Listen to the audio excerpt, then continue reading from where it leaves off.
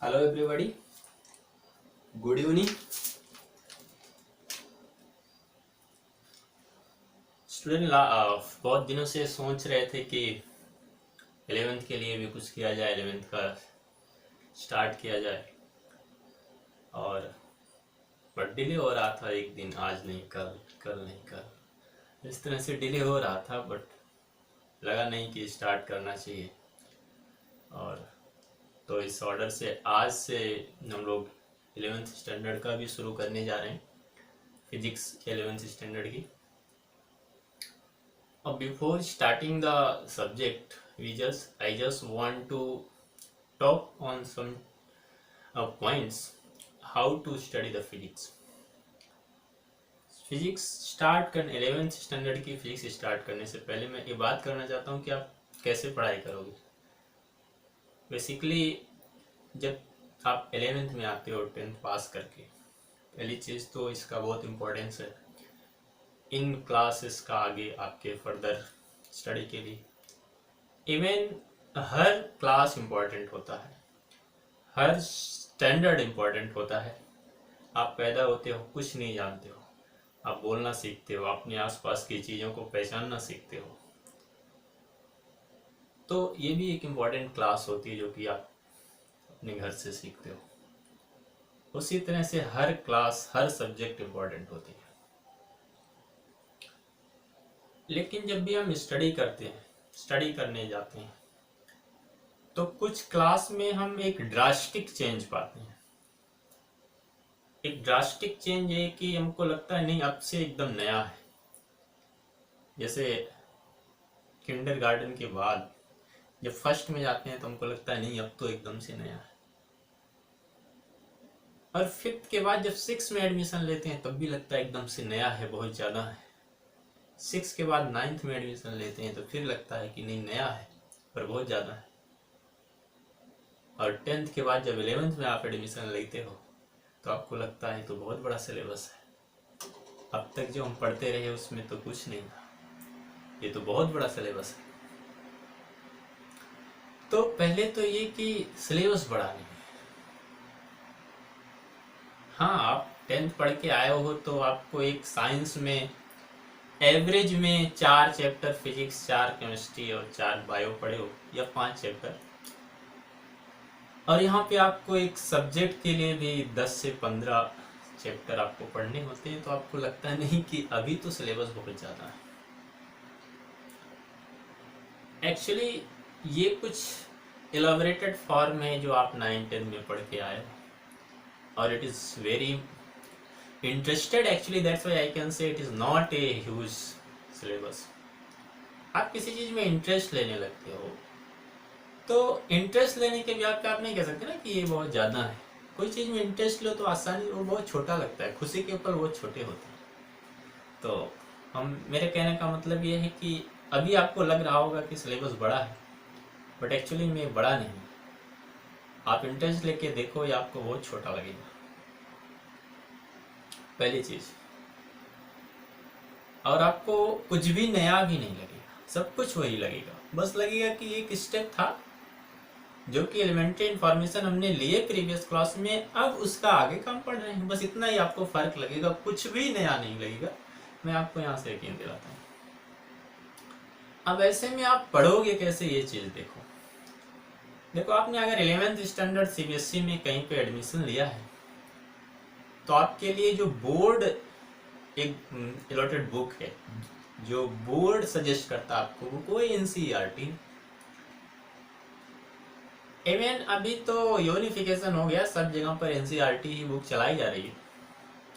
तो वो एक बुक है और उस बुक को आपको एक ड्यूरेशन है 8 महीना, साल भर, 2 साल, 11-12 दोनों कंबाइन करके।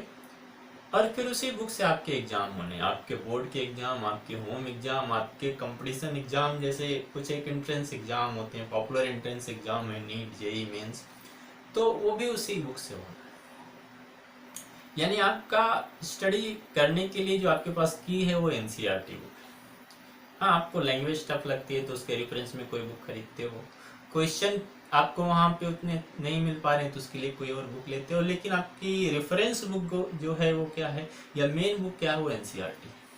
क्योंकि सारे एग्जाम अब से जो आप फेस करने जा रहे हो वो इसी एनसीईआरटी से होता है। अभी तो ट्रेंड है कि एनसीईआरटी की लाइन से क्वेश्चन पूछे जाते हैं, तो आप समझ सकते हो कि कितनी इंपॉर्टेंट बुक है। मैं ये आपको कुछ एक कंपटीशन एग्जाम के लिए बात कर रहा हूँ, ना कि सिर्फ एक बोर्ड या होम एग्जाम की बात कर रहे हैं। अब उस बुक को आपको दिया गया है, उसको आपको पढ़ना है, और end of the year, end of the session आपसे एक उस कितना आपने स्टडी किया उसी का आपको एग्जामिन किया जाता है कि आप कितना पढ़े। या आप कोई एंट्रेंस टेस्ट के लिए जाते हो, मेडिकल के लिए, इंजीनियरिंग इंटरेस्ट के लिए, तो भी आपको उसी सिलेबस से क्वेश्चन आते हैं, उसी पोर्शन से क्वेश्चन आते हैं कि आपने कितना स्टडी किया, आप किस हिसाब से आपकी स्टडी हुई है, आप एलिजिबल हो कि नहीं हो टेस्ट एडमिशन लेने के लिए होता है। मेरे कहने का मतलब ये है कि अब से अभी तक आपने क्या किया इसका बहुत ज़्यादा इम्पोर्टेंट नहीं है, लेकिन अब से एनसीईआरटी बुक आपके लिए की है टू अनलॉक एनी सक्सेस। मैं रिपीट करता हूँ, एनसीईआरटी बुक एक की है to unlock any success. Physics या साइंस पढ़ने का एक तरीका है। तरीका ये है, पहला की पॉइंट है कि आप डेली पढ़ो, आप डेली पढ़ो। जितना पढ़ोगे, जितना प्रैक्टिस करोगे, उतना आपका क्या होगा, उस पर आपका कमांड होगा, उस पर आपका इंटरेस्ट बनेगा।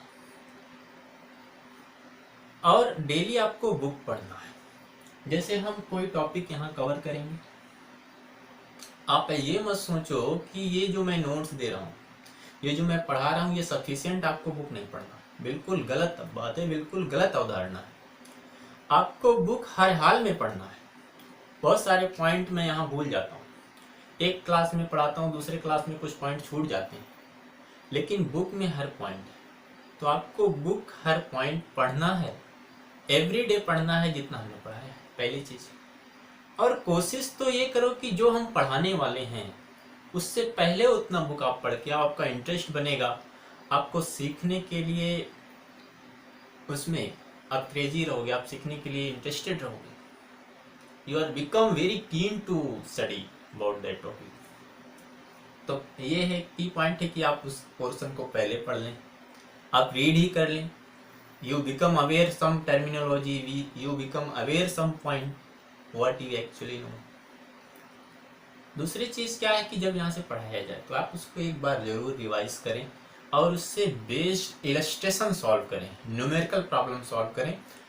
नॉर्मली हम पाते हैं कि बच्चे थियरी पोर्शन और न्यूमेरिकल में एक डिफरेंस कर ले जाते हैं,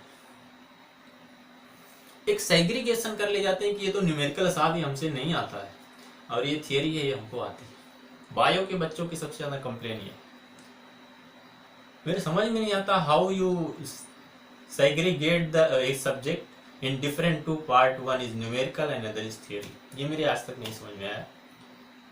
तो उसके लिए 11th स्टैंडर्ड में जब आप शुरू करने जाओ, अब से अपनी हैबिट बना लो कि जब भी आप थियरी पढ़ो तो उससे बेस्ड इलस्ट्रेशन जरूर सॉल्व करो। It's so that how you become comfortable in that topic. आपको वो कितना समझ में आया, एक टॉपिक आप कितना बढ़िया से पढ़ पाए हैं, ये डिपेंड करता है आप उसके इलस्ट्रेशन कितना बढ़िया से सॉल्व करते हैं। तो ये एक चीज हो गया कि आप इलस्ट्रेशन पे जरूर काम करेंगे। सेकंड थिंग, हम जो कुछ भी पढ़ाए ये सफिशिएंट नहीं है, आपको बुक जरूर पढ़ना है और एनसीईआरटी बुक पढ़ना है। मैं इतनी बार ये कह रहा हूँ, इसका एक रीजन है। 8-10 साल के एक्सपीरियंस से मैंने पाया कि जो बच्चे पढ़ के जाते हैं 1 साल 2 साल 3 साल कहीं जाके बाहर प्रिपरेशन करते हैं और फिर मिलते हैं, कहते हैं कि सर एनसीईआरटी पढ़ने का मजा अब मुझे समझ में आ रहा है एनसीईआरटी। आप सोच सकते हो कि बोर्ड पढ़ने 12th पढ़ने के बाद 3 साल 2 साल तैयारी करने के बाद तब जाके एनसीईआरटी समझ में आना शुरू करती है उनको और बढ़िया मजा आती है।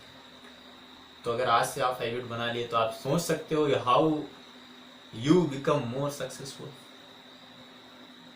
तो ये है कि आप डेली पढ़ो, बुक पढ़ो, उससे इलस्ट्रेशन सॉल्व करो। और एक जो स्पिरिट है एनसीईआरटी बुक की ये है कि कोई कॉन्सेप्ट बताने के बाद उस पर बहुत अच्छे सॉल्व प्रॉब्लम देते हैं।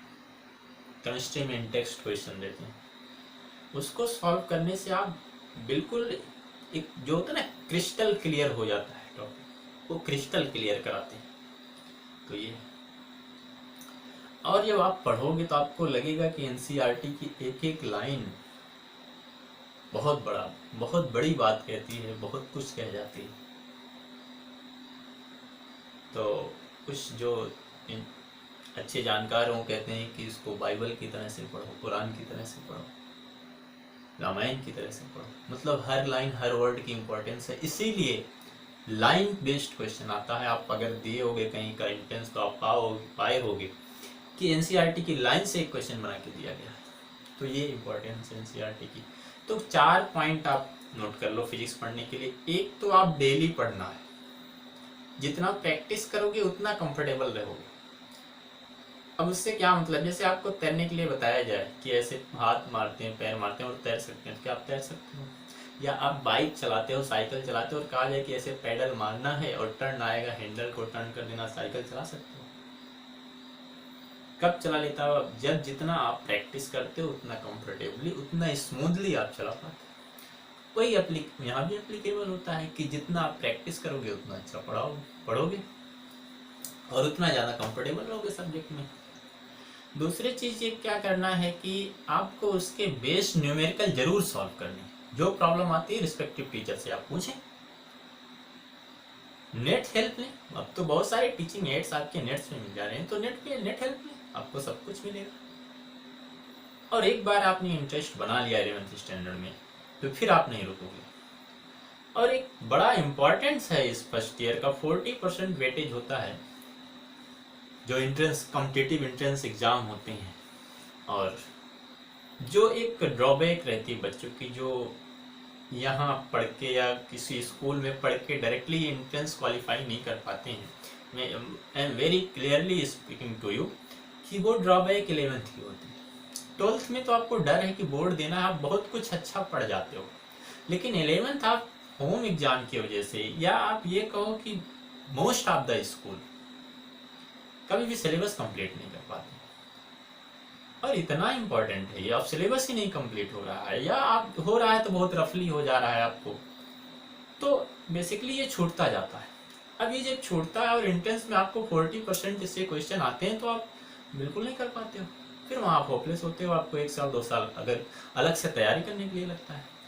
तो अब तक जो आपने किया ठीक है, लेकिन आप अगर कुछ अच्छा करना चाहते हैं तो आज से सीरियस हो जाएं, आज से पढ़ना शुरू करें, इंटरेस्ट बना लें। एक बार इंटरेस्ट बन गया आपको फिजिक्स केमिस्ट्री बायोलॉजी मैथ्स में, आप एक बार इंटरेस्ट आपको बन गया तो फिर आपकी गाड़ी नहीं रुकने वाली है। कुल मिला के 2 से 3-4 साल की मेहनत है और एक अच्छा फ्यूचर आपका वेट कर रहा होगा।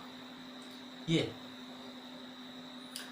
तो बेसिकली फिजिक्स पढ़ने की बात मैं कर रहा था। सबसे पहले आपको डेली पढ़ना है। जनरली हम डिले करते हैं, जैसे मैं भी डिले कर रहा था। आज एक हफ्ते से हो रहा था 11th के लिए शुरू किया जाए, 11th के लिए शुरू किया जाए। सर भी कहते भाई 11th के लिए शुरू करिए, क्यों नहीं शुरू कर रहे हैं। आज जाके वो दिन है कि आपके लिए 11th के लिए शुरू कर पा रहे हैं। ये बहरहाल ये ड्रॉबैक, हमको डेली पढ़ना होगा। दूसरी चीज हमने क्या कहा कि ये जो हम पढ़ा रहे हैं सफिशिएंट नहीं हो सकता है। मैं बहुत ज्यादा पढ़ा रहा हूँ, कंप्लीट में बहुत सारी चीजें लेकिन फिर भी छूट रही होंगी। आपको बुक में मिल जाएंगे पॉइंट्स, तो बुक आपको डेली पढ़ना। और कौन सी बुक पढ़ना है? एनसीईआरटी बुक पढ़ना है। हाँ, अगर आपको लैंग्वेज में प्रॉब्लम हो रही है तो आप कोई रेफरेंस बुक ले लीजिए, लेकिन उस एनसीईआरटी को जरूर पढ़िए। या आपको लग रहा है कि क्वेश्चन कम है यार, मुझे और क्वेश्चन करना चाहिए या मुझे और जरूरत है क्वेश्चन की, तो ले लीजिए। कोई सब बहुत सारी मार्केट में अवेलेबल है, but one of the best book is your NCERT. Second चीज क्या है कि आप कोई सा भी थियरी पढ़ते हो, कोई सा भी लॉ पढ़ते हो, तो उससे बेस्ड इलस्ट्रेशन, न्यूमेरिकल इलस्ट्रेशन जरूर करें। और ये स्पिरिट है एनसीईआरटी की कि उसमें एक सॉल्व प्रॉब्लम आपको हर प्रिंसिपल के बाद मिलेगा और एक बहुत अच्छा क्वेश्चन रहेगा। उसको करोगे तो बिल्कुल मजा आ जाएगी कि हाँ भाई कुछ किया हमने, ये ऐसे होता है, आपको लगेगा। और दूसरी चीज है कि आप मोर एंड मोर प्रैक्टिस करिए। तो इतना आपको काम करना है और आज से शुरू हो जाना है। ये सारी चीज़ें चलती रहेगी, कोरोना है, कोई और पेंडेमिक आएगा, सब कुछ होता है, लेकिन इसी में हर काम चल रहा है। जैसे आप डेली खाते हैं, डेली नहाते हैं, या आपकी जो भी डेली की रूटीन है, उस डेली की रूटीन में एक रूटीन ये भी होनी चाहिए, स्टडी। अब जिस दिन आप एक दिन छोड़ोगे तो अगले दिन उसका डबल आपको वर्क आएगा, फिर ये आपको बर्डन होता जाता है। तो आपको डेली पढ़नी, और कभी ये सोच के बच्चों नहीं पढ़ना कि हमारे एग्जाम में आएगा या हमारे एग्जाम के लायक नहीं। जो कुछ भी आपको प्रोवाइड किया गया है सब इम्पोर्टेंस है, और एक दिन आपको सब पढ़ना है अगर आप स्टडी कर रहे हो तो। एक एक लाइन इम्पोर्टेंट है, कुछ ऐसा नहीं कि ये चीज़ आपको फालतू दिया गया, आज नहीं तो कल आपको पढ़ना रहेगा। तो आज के लिए जो बना है तो आज पढ़ोगे या कल पढ़ोगे, ये आपको सोचना होगा। सपोज आपके माँ बाप ने आपको चीज़ों को पहचानना नहीं सिखाया होता, चलना नहीं सिखाया होता, और आज आपको ऐसा होता तो कितना बड़ा होता। आप क्या चल पाते, आप क्या बोल पाते? बिल्कुल नहीं हो पाता। हर स्टेप की इम्पोर्टेंस है। 11th की उतनी ही इम्पोर्टेंस है जितनी 12th की है। ये बिल्कुल मत समझे कि भाई 12th इम्पोर्टेंट है 11th नहीं, बिल्कुल गलत बात है, बिल्कुल गलत अवधारणा है। 11th स्टैंडर्ड उससे कहीं ज़्यादा इम्पोर्टेंट है। आप सोचोगे कि भाई कैसे कहीं ज़्यादा इम्पोर्टेंस है, 12th तो बोर्ड है हमारा, 12th का तो हमको एग्जाम देना होगा, तो 11th कैसे इम्पोर्टेंट होगी? ये सारी चीज़ें आपको वहाँ पे हेल्प करने वाली हैं। इसी का कुछ इलेबोरेटेड पार्ट आपको वहाँ पढ़ना है। आपका यही नहीं कंप्लीट रहेगा तो उसमें कितना अच्छा कर पाएंगे आप सोच सकते हैं। या 11th 12th क्या है, ये तो एक सेग्रीगेशन, आपको तो कंबाइंड टेस्ट देना होता है। दूसरे अभी आपको 9th 10th के बाद एक फ्यूज सिलेबस या जो मैंने बात किया पहले होता है, अभी तो नई एजुकेशन सिस्टम आएगी, सब कुछ अलग हो जाएगा। मैं इसलिए तब तक के एजुकेशन सिस्टम के बारे में बात कर रहा हूँ। खैर आप भी इसका एक पार्ट हो, इसी सिस्टम में पढ़ना है, 11th 12th शायद आपका हो जाए, तो आप डेली पढ़िए और शुरू करिए। तो मुझे लगता है कि अब फिजिक्स 11th स्टैंडर्ड स्टार्ट करनी चाहिए। बहुत हुआ इंतजार, अब शुरू करते हैं। तो फिजिक्स 11th स्टैंडर्ड का जो पहला चैप्टर है, और बड़ा इंटरेस्टेड चैप्टर है, आपको थोड़ा तो इंटरेस्ट बना देगा फिजिक्स में, ये आप देख के देखोगे। पहला चैप्टर ही है फिजिकल वर्ल्ड। सीरीज 1 आज से स्टार्ट करता हूं मैं, इसको सीरीज 1 नाम देता हूं, और ये 11th स्टैंडर्ड फिजिक्स होगा।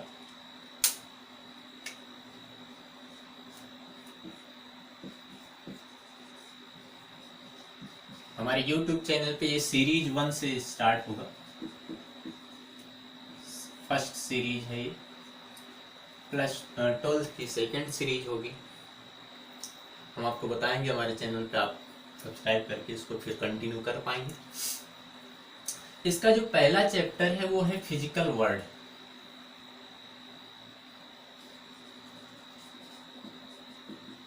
फिजिकल वर्ल्ड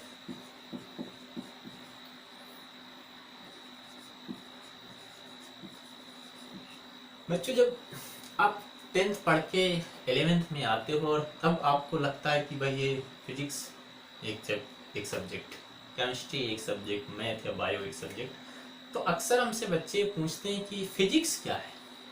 यह एक कॉमन क्वेश्चन होना चाहिए, what is physics? What is physics? Physics ही क्या है? पहले तो यही है कि जो हम पढ़ने जा रहे हैं, जिससे 11th स्टैंडर्ड में आपने हमको एक ये सिलेबस ही दे दिया, एक सब्जेक्ट ही दे दिया, है क्या? तो बच्चों, जो भी फिजिक्स एक तरह के वो रूल्स, वो लॉज हैं जो यूनिवर्स को डील करते हैं, नेचर को डील करते हैं, उसी को हम फिजिक्स बोलते हैं। फिजिक्स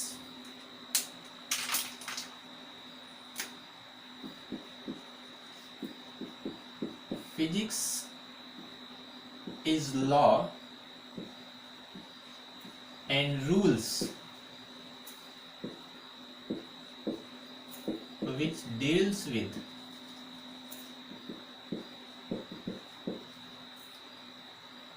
nature या यूनिवर्स।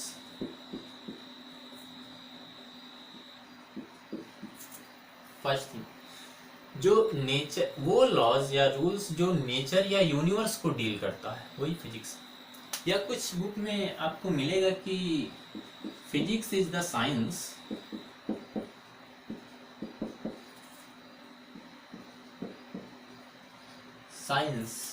या subject which deals with phenomena occurred in nature which used to study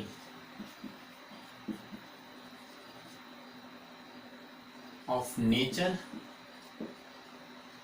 and its phenomena।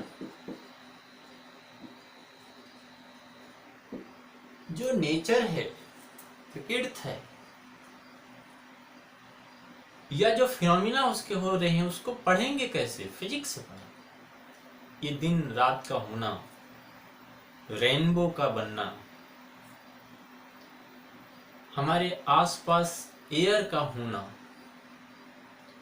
सन की डेंजरस पार्टिकल या रेज हम तक ना पहुंचना, सनलाइट हम तक आना, गर्मी का एहसास, ठंडक का एहसास होना, क्लाइमेट चेंज होना, सब कुछ फिजिक्स से ही हम लोग डील करते हैं। बिजली का तड़कना, बहुत सारे फिनोमिना, अर्थक्वेक, सब फिजिक्स से ही हम स्टडी कर पाते हैं। तो नेचर जो है हमारे चारों तरफ, या जो फिनोमिना हो रहे हैं, उन सब को स्टडी करने के लिए हम क्या पढ़ते हैं? फिजिक्स पढ़ते हैं। मतलब अब आपको इसका इम्पोर्टेंस समझ में आ रही है कि जो हमारे चारों तरफ है, देखिए गॉड, ईश्वर, खुदा और साइंस, फिजिक्स, इसको अलग करके ना देखें।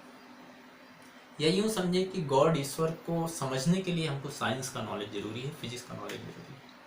How miracle these all thing, कैसे ये सारे एक चमत्कार की जैसे हैं, उसको आपको जानने के लिए फिजिक्स जानना है। तो ये तो इम्पोर्टेंस है फिजिक्स की। अब फिजिक्स को पढ़ने के लिए बेसिकली दो रूल्स, दो फंडामेंटल रूल से हम फिजिक्स पढ़ते हैं। There are two fundamental rule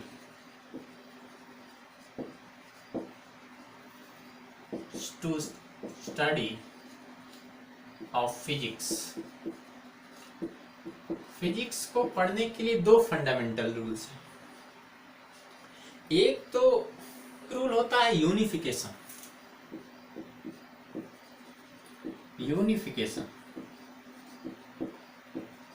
और दूसरा रूल है रिडक्शनिज्म।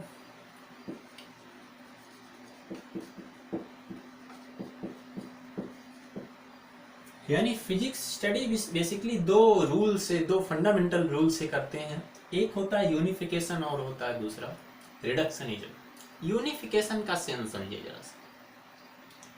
जैसे हमने शायद 9th में आप सबने लॉ ऑफ ग्रेविटेशन पढ़ा होगा। लॉ ऑफ ग्रेविटेशन क्या कहता है कि जब भी दो पार्टिकल हैं उनके बीच एक अट्रैक्शन का फोर्स होता है, अगर उनके पास कुछ मास है। अब ये एक लॉ है, law, universal law of gravitation, और वो फोर्स होता है G(m1m2/r²), आपने पढ़ा होगा, आपको याद होगा। अब ये लॉ देखो क्या करता है, प्लेनेटरी मोशन को डील करता है, या किसी दो पार्टिकल पर लगने वाले फोर्स को डील करता है, वेट को डील करता है। तो एक लॉ है ग्रेविटेशनल लॉ जिसके अंडर में ये सारी चीजें पढ़ते हैं। तो मतलब जो ये मास की वजह से जो फोर्स लगता है, उस फोर्स की पूरी स्टडी के लिए एक टॉपिक है, क्या है? Universal gravitational law. इसी तरह से एक लॉ है इलेक्ट्रोस्टैटिक्स है, उसमें अभी आगे आप पढ़ोगे 12th में कि दो चार्जेस के बीच लगने वाले फोर्स, उसके जो कंसिक्वेंसेज हैं, पोटेंशियल एनर्जी है, इलेक्ट्रिकल पोटेंशियल है, या कुछ एक डिवाइसेज हैं, वो सब एक फिर लॉ के अंडर में आते हैं, वो होता है इलेक्ट्रोस्टैटिक का लॉ। फिर इलेक्ट्रोडायनेमिक एक लॉ के थ्रू आता है। तो सब कुछ एक ह्यूज सा टॉपिक एक लॉ के अंडर में क्या किया, स्टडी किया गया, उसको यूनिफाई किया गया कि भाई ये ब्रांच है, इसको इस लॉ से डील किया जाएगा और पढ़ें। उसमें एक बड़ा कॉमन एग्जांपल आप 12th में जब आओगे तो पढ़ोगे, मैक्सवेल ने बहुत एक बड़ा वर्क किया है इसमें। और मैक्सवेल ने एक चार इक्वेशन दिए थे जिसको 4 फंडामेंटल इक्वेशन ऑफ मैक्सवेल कहते हैं। पहला जो लॉ था वो इलेक्ट्रोस्टैटिक का था, लॉ ऑफ इलेक्ट्रोस्टैटिक।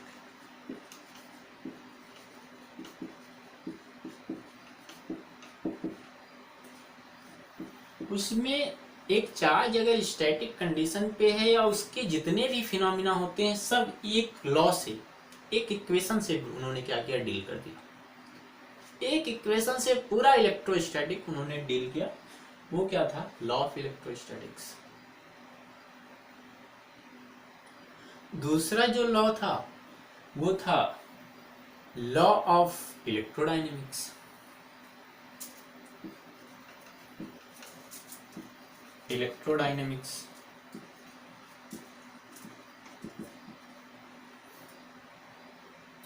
तीसरा जो लॉ था वो इलेक्ट्रोमैग्नेटिज्म था।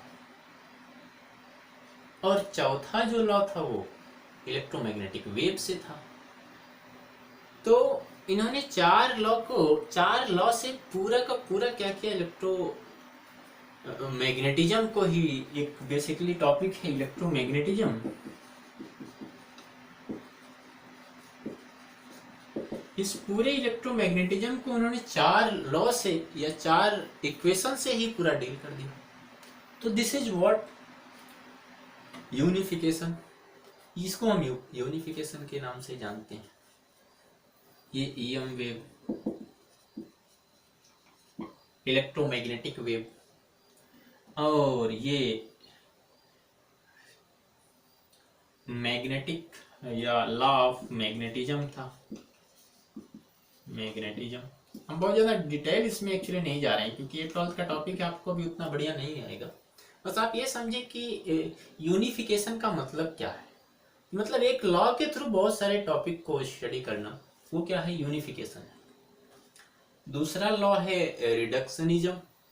ये रिडक्शनिज्म क्या है, इसका एक एग्जांपल से हम आपको समझाते हैं। जैसे आप सब लोग देखे होंगे जनरेटर, डायनमो, ऐसे बहुत सारे डिवाइस देखे होंगे, कंप्यूटर। तो अगर कंप्यूटर या सपोज हम जनरेटर ही लेते हैं तो जनरेटर में आप देखोगे कि एक कॉइल होता है, मैग्नेट होता है, उस कॉइल को मैग्नेट में मूव कराते हैं और फिर उसमें और कंपोनेंट के थ्रू आउटपुट लेते हैं। तो जनरेटर स्टडी करने के लिए हम क्या करते हैं, उसके कंपोनेंट को स्टडी कर लेते हैं और उसका एप्लीकेशन पढ़ लेते हैं, हमको जनरेटर के बारे में आ जाता है। यानी to study of a topic by studying a comprehensive information about the its component या detailed information about its component, to study of a topic basically कहते हैं हम, by study of its component, या कह लो कि एक कोई टॉपिक है उसको छोटे छोटे पार्ट में उसके बारे में स्टडी करना ही क्या है, रिडक्शनिज्म होता है। और जब उसके बारे में हम जान जाएंगे तो उसका एप्लीकेशन हम समझ जाएंगे। तो ये रिडक्शनेशन हो गया और ये हो गया। तो ये दो बेसिक लॉ हैं जिससे क्या होता है, हम डील कर पाते हैं किसको, फिजिक्स को। एक यूनिफिकेशन और दूसरा रिडक्शनिज्म। अब फिजिक्स में हम एक चीज और देखते हैं कि इसके स्कोप और एक्सपेरिमेंट क्या है। स्कोप एंड एक्सपेरिमेंट, ये सारी आपको हेडिंग है फर्स्ट चैप्टर, तो मैं थोड़ा थोड़ा इंफॉर्मेशन आपको दे दे रहा हूं। एक्सपेरिमेंट, स्कोप एंड एक्सपेरिमेंट, क्या है स्कोप फिजिक्स के पढ़ने के और क्या है एक्सपेरिमेंट पढ़ने के। तो पहले तो स्कोप पे बात करेंगे। तो स्कोप पे बात करने के लिए फिजिक्स बेसिकली दो पार्ट में डिवाइड किया गया। एक पार्ट क्या था, क्लासिकल फिजिक्स,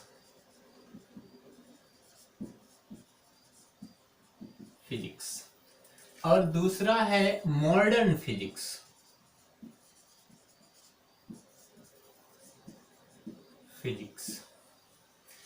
पहला क्या है, क्लासिकल फिजिक्स, और ये माइक्रोस्कोपिक होता है, बड़े लेवल पे होता है, मैक्रोस्कोपिक, और ये माइक्रोस्कोपिक होता है। ये मॉडर्न फिजिक्स होता है और इसको बेसिकली क्वांटम फिजिक्स भी बोलते हैं, क्वांटम फिजिक्स भी कहते हैं। मॉडर्न फिजिक्स को हम क्वांटम फिजिक्स भी कहते हैं। तो ये दो स्कोप हैं फिजिक्स के पढ़ने की। एक क्या है, आपको क्लासिकल फिजिक्स है जो माइक्रोस्कोपिक लेवल पे डील करेगा, और एक आपका क्या है, मॉडर्न फिजिक्स है जो क्वांटम लेवल पर या माइक्रो लेवल पे डील करेगा।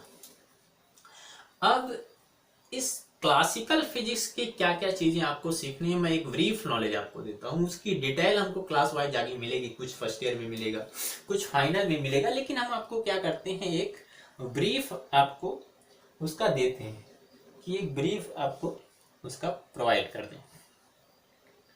जैसे कुछ चीजें देखें, जैसे एक किसमें आएगा, आपको मैकेनिक्स पढ़ेंगे। मैकेनिक्स में क्या होता है, मोशन है, लॉज ऑफ मोशन है, वर्क एनर्जी है, ये सारी चीजें आप मैकेनिक्स में पढ़ेंगे। मोशन अपना में पढ़ते रहो, laws of motion, work energy, power, ये सब कुछ किस में पढ़ेंगे, हम मैकेनिज्म में पढ़ेंगे। चाहो तो हम लिख दें, वैसे बहुत ज्यादा डिटेल में जाने की जरूरत नहीं है। क्या क्या पढ़ेंगे इसमें, motion, laws of motion, work energy, power, etcetera. फिर दूसरा जो आपको मिलेगा, इसमें मिलता है थर्मोडायनेमिक्स। थर्मोडायनेमिक्स आपको सीखना है। थर्मोडायनेमिक्स में हीट क्या होता है, हीट के मोशन से क्या होता है, और किस तरह की चीजें यहाँ से आपको डिफाइन कर सकते हैं। हीट इंजन के बारे में हम पढ़ते हैं, सारा कुछ एक ब्रांच लिया गया थर्मोडायनेमिक्स। और फिर उसके बाद आपको आएगा इसी में इलेक्ट्रोमैग्नेटिज्म। इलेक्ट्रोमैग्नेटिज्म इलेक्ट्रोमैग्नेटिज्म डिवाइड होता है, आगे हमने आपको बताया किसमें, इलेक्ट्रोस्टैटिक्स में, इलेक्ट्रोडायनेमिक्स में, मैग्नेटिक में, इलेक्ट्रोमैग्नेटिक वेव में, इलेक्ट्रोमैग्नेटिक इंडक्शन में। ये सारी चीजें आपको 12th का ये टॉपिक है, आपको किसमें सिखाया जाएगा, 12th में सिखाया जाएगा। Electrostatics, electrodynamics, magnetism, electromagnetic induction और इलेक्ट्रोमैग्नेटिक वेव, ये इसके थ्रू आते हैं। और फिर आपको आएगा नेक्स्ट, चौथी बात आएगी, वेव आएगा, साउंड वेव आएगा। ये सारा चीजें आपको क्लासिकल फिजिक्स में सीखना है। तो मॉडर्न फिजिक्स में क्या सीखना है, माइक्रो फिजिक्स में क्या सीखना है, ये क्वेश्चन होगा। तो उसमें आपको क्वांटम लेवल पे सीखना है, क्वांटम। और इसका एक और टॉपिक आएगा, 5वां टॉपिक आएगा आपको ऑप्टिक्स। ऑप्टिक्स में आपको रे ऑफ लाइट में जैसे मिरर से क्या होता है, लेंस में क्या होता है, सारा चीजें आप सीखोगे। ये सब कुछ क्लासिकल फिजिक्स के अंदर में आता है। क्या क्या हो गया, मैकेनिक्स हो गया।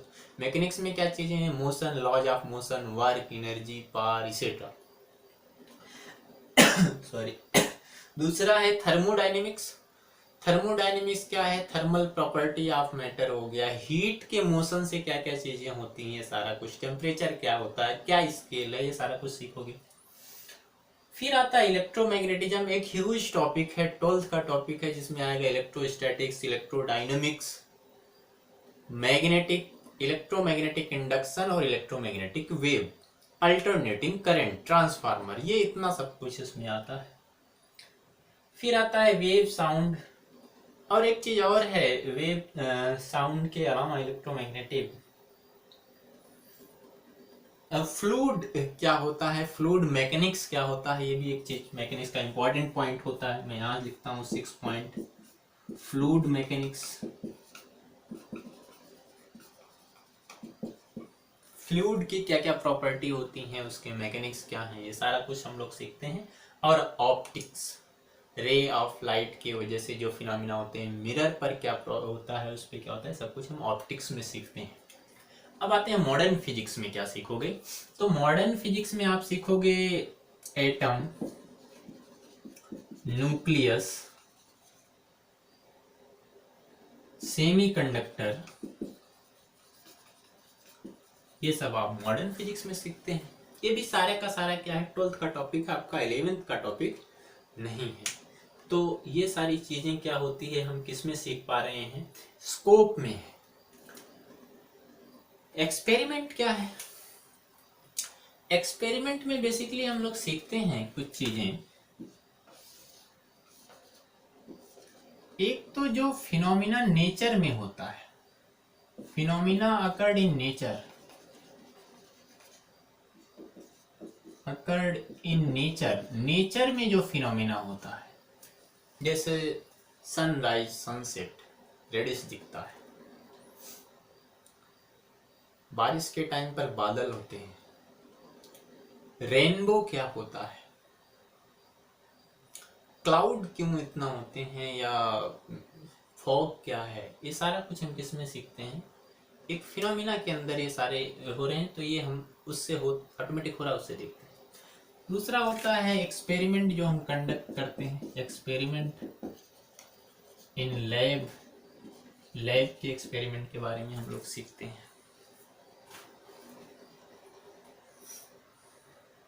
और फिर उसका एप्लीकेशन देखते हैं कि उस एक्सपेरिमेंट के एप्लीकेशन क्या है, और उन एप्लीकेशन के बेस पे हम लोग फ्यूचर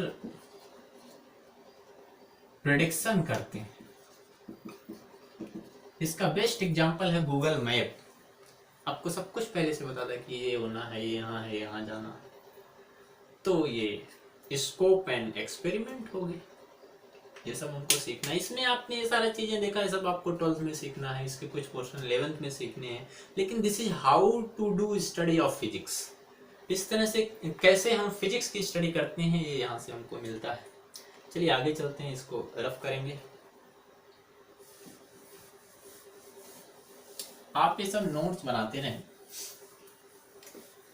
फर्स्ट ईयर के बच्चे ध्यान देंगे, 11th के लोग, कि इसको पहला चैप्टर तो उस तरह से आपको नहीं है, आपको ये सिखाता है कि क्या पढ़ना है, कैसे पढ़ना है, कि भाई फिजिक्स का मैथ से क्या रिलेशन है। तो फिजिक्स और मैथ एक दूसरे के कॉम्प्लीमेंट्री है, तो सारा कुछ कैलकुलेशन एक प्योर मैथमेटिक्स के बेस पे करना होगा। डिफरेंशिएशन, इंटीग्रेशन जो आप अभी नहीं सुने होंगे, लिमिट, ये सारी चीजें आप नहीं सुने हो 10th लेवल पे, ये आप 11th 12th में पढ़ोगे, लेकिन इन सब का यूज हम फिजिक्स में करते हैं। या बहुत सारे फिजिक्स के रूल हम उसमें करते हैं। या आप देखोगे कि जो अच्छे फिजिसिस्ट होते हैं वो अच्छे मैथमेटिशियन भी रहते हैं, जैसे न्यूटन, गॉस, मैक्सवेल, ये सारे mathematician as well as physicist दोनों हैं। तो हम सिंपली ये कहेंगे कि मैथ और फिजिक्स दोनों एक दूसरे के कॉम्प्लीमेंट्री है, या यूं कहो कि फिजिक्स पढ़ने के लिए मैथ बहुत जरूरी है, या मैथ पढ़ने के लिए फिजिक्स बहुत जरूरी है। हर सब्जेक्ट की इंपॉर्टेंस होती है, लेकिन ये दोनों आपस में क्या है, कॉम्प्लीमेंट्री, आप याद रखेंगे। यानी आपको मैथ के कैलकुलेशन से परहेज नहीं होना चाहिए, मैथ्स का कैलकुलेशन आपको करने आना चाहिए। तो मैथ और फिजिक्स होता है। दूसरा हम लोग बात करेंगे कि फिजिक्स और टेक्नोलॉजी क्या है, फिजिक्स से टेक्नोलॉजी किस तरह से लिंक करता है, फिजिक्स एंड टेक्नोलॉजी।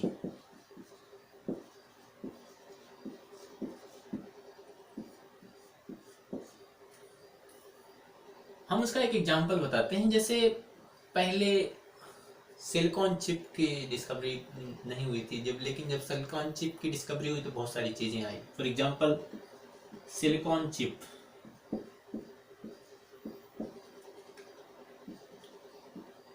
ये सिलिकॉन क्या है, एक सेमीकंडक्टर है।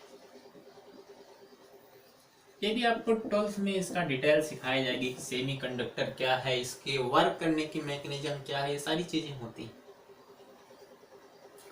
अब इसका यूज क्या करके, इसका एप्लीकेशन क्या है, क्या टेक्नोलॉजी इससे बनती है। तो इसका एक बहुत ही कॉमन टेक्नोलॉजी जो आप सब यूज कर रहे हो, जो जिससे हम आपसे जुड़ पा रहे हैं, मोबाइल हो गया, या जो लाइट है, एलईडी लाइट ये इसी का पार्ट है। एलईडी लाइट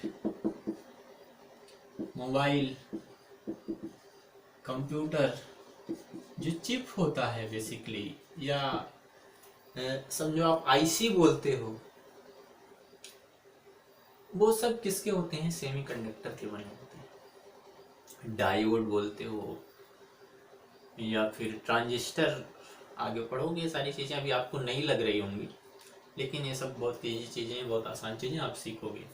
दूसरा एक ब्रांच आपने अभी हमने आपको सिखाया कि इलेक्ट्रोमैग्नेटिक इंडक्शन, इलेक्ट्रोमैग्नेटिज्म का टॉपिक है, इलेक्ट्रोमैग्नेटिक इंडक्शन। और इलेक्ट्रोमैग्नेटिक इंडक्शन से क्या सीखते हैं आप, ये देखो। इलेक्ट्रोमैग्नेटिक इंडक्शन से बेसिकली हम सीखते हैं कि ट्रांसफार्मर कैसे पढ़ेंगे, और ट्रांसफार्मर की आप समझते हैं क्या यूज है, ट्रांसफार्मर, एसी, ये सब क्या हम सीखते हैं इलेक्ट्रोमैग्नेटिक इंडक्शन से सीखते हैं।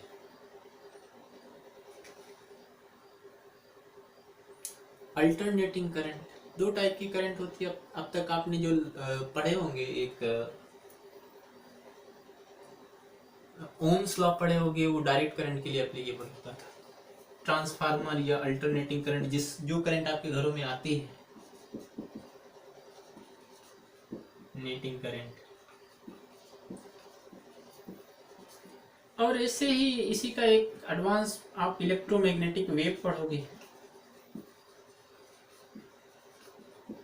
ये सारा आपके बुक में हेडिंग है, तो मैं थोड़ा थोड़ा ब्रीफ में आपको इसका इंफॉर्मेशन दे दूं। इलेक्ट्रोमैग्नेटिक वेव क्या होता है कि आप जिसमें इलेक्ट्रिक और मैग्नेटिक फील्ड भी आपके लिए नया होगा, दोनों साथ चलती हैं, परपेंडिकुलर चलती हैं और परपेंडिकुलर टू द प्रोपोगेशन होती हैं, उसको इलेक्ट्रोमैग्नेटिक वेव कहते हैं। आप इसका सिर्फ ये टेक्नोलॉजी में क्या यूज होता है उसमें देखेंगे। जो वायरलेस कम्युनिकेशन है, मोबाइल, वॉकी टॉकी, ये सब कुछ इसी से डील किया जाता है। आपका नेट जो चलता है इसी से होता है, जिससे आप पढ़ पा रहे हो, तो ये भी क्या होता है, सही है। तो ये सारे चीजें आपको फिजिक्स में सीखने को मिलेंगी, आगे 11 12 दोनों मिला के आप सीखेंगे। एक बड़ी कॉमन चीज दी है इसमें कि फंडामेंटल फोर्स क्या होते हैं। मैं पूरा रफ करूंगा बच्चों, इधर का भी रफ करूंगा। फंडामेंटल फोर्सेस क्या होते हैं या फंडामेंटल फोर्स क्या होते हैं, ये एक चीज भी हम बात करेंगे।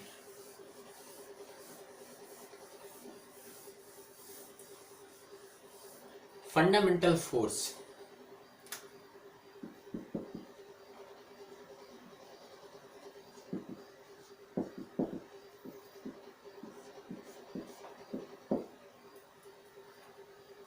तो बेसिकली पहला चैप्टर जो फिजिकल वर्ल्ड है, ये आपको सिखा रहा है कि क्या क्या चीज़ें पढ़नी है और कैसे पढ़नी है, क्या होता है फिजिक्स में, कैसे पढ़ा जाएगा।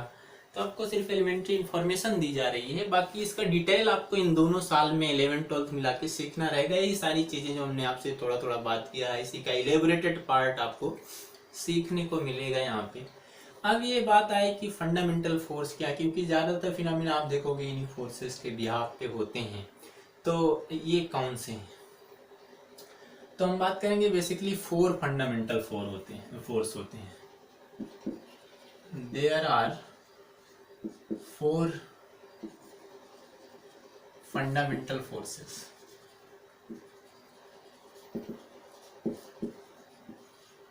चार फंडामेंटल फोर्स होते हैं, और चारों को हम पहले नाम दे देते हैं कि वो चारों हैं कौन। पहला है इलेक्ट्रोमैग्नेटिज्म है, पहला ग्रेविटेशनल फोर्स,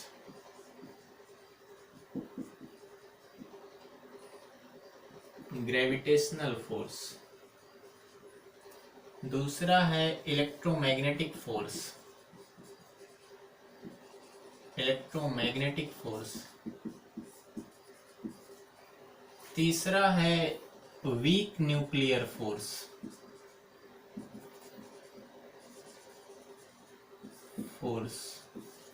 और चौथा है स्ट्रॉन्ग न्यूक्लियर फोर्स। ये चार फोर्स है। जरा सा इनकी प्रॉपर्टी थोड़ा सा देख लो।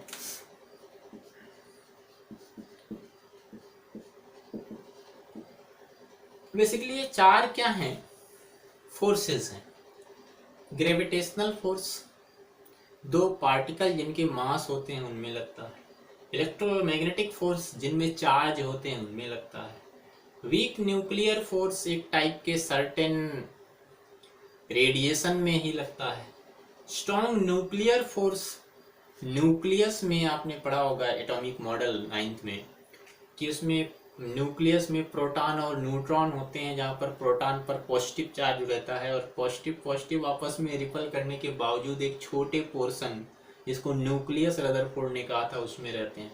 तो वो फोर्स जो उसको होल्ड किए रहते हैं, जिनको न्यूक्लियॉन कहते हैं, उनको जो फोर्स लगता है वो क्या बोलते हैं? स्ट्रॉन्ग न्यूक्लियर फोर्स रहते हैं। बहुत हाई फोर्स होता है। हम दिखाते हैं कितना हाई होता है, जरा देखें।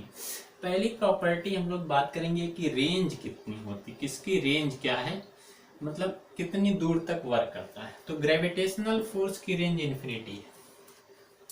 इसकी भी रेंज क्या है? इन्फिनिटी है।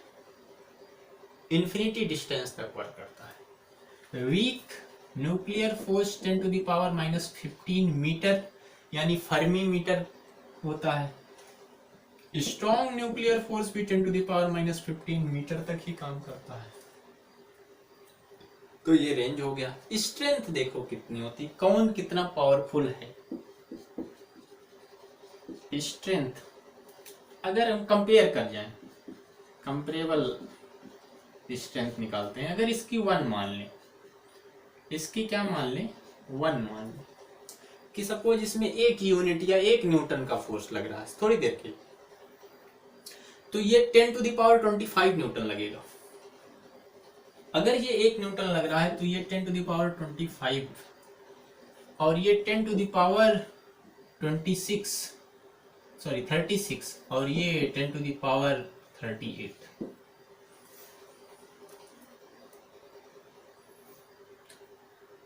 अगर ये 1 यूनिट है तो इसका कितना गुना है? इतना गुना है। और ये इसका कितना गुना है? ये उल्टा भी लिख सकते हैं। एक कंपैरिजन है ये कि ये फोर्स कितना स्ट्रॉन्गर है। एक एग्जांपल मैं समझाता हूँ, जरा सा ध्यान देना। ये आप सीखते आए हो कि अगर दो पार्टिकल जिनके मास होते हैं उनमें एक रिपल्सन फोर्स लगता है और उसी रिपल्सन फोर्स के रिस्पॉन्सिबिलिटी की वजह से जो ऑब्जेक्ट अर्थ पर है वो अर्थ उसको खींचे हुए है, अपने से जोड़े हुए है। ये हम सीखते हैं, ये हम देखते हैं। कभी आप याद करो कि अगर एक पेन को ऐसे रब कर दो बाल में या कपड़े में और नीचे ले जाओ तो छोटे छोटे तिनके अट्रैक्ट होके यहाँ से चिपकते हैं। अर्थ फोर्स लगा रहे उसके बावजूद भी ये तिनके क्या होते हैं? चिपक जाते हैं। या यहीं पर देखो इंक में क्या होता है? मास होता है। अर्थ फोर्स लगा रही होगी, उसके बाद भी ये इंक इस पर चिपक रही है, आप देख रहे हो लिखते हुए। तो ये जो फोर्स होता है इसको इलेक्ट्रोस्टैटिक फोर्स या इलेक्ट्रोमैग्नेटिक फोर्स कहते हैं, जिससे ये स्टिच हो रहा है या तिनको अट्रैक्ट होते हैं। Despite gravitational force is acting on it but it attract with this force, so it is quite or very stronger compare to that of gravitational force. और उससे कहीं ज्यादा वीक न्यूक्लियर फोर्स होता है, उससे कहीं ज्यादा नहीं होता है। एक ये इसके फील्ड पार्टिकल कौन है, किनके बीच लगता है? फील्ड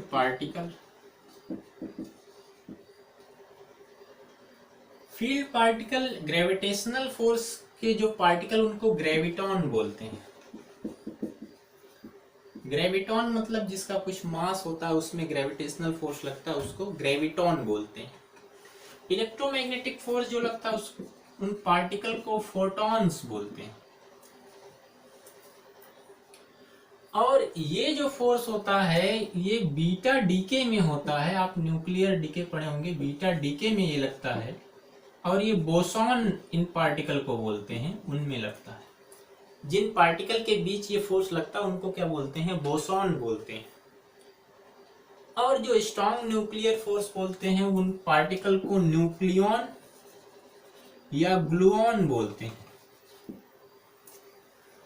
ये होता है।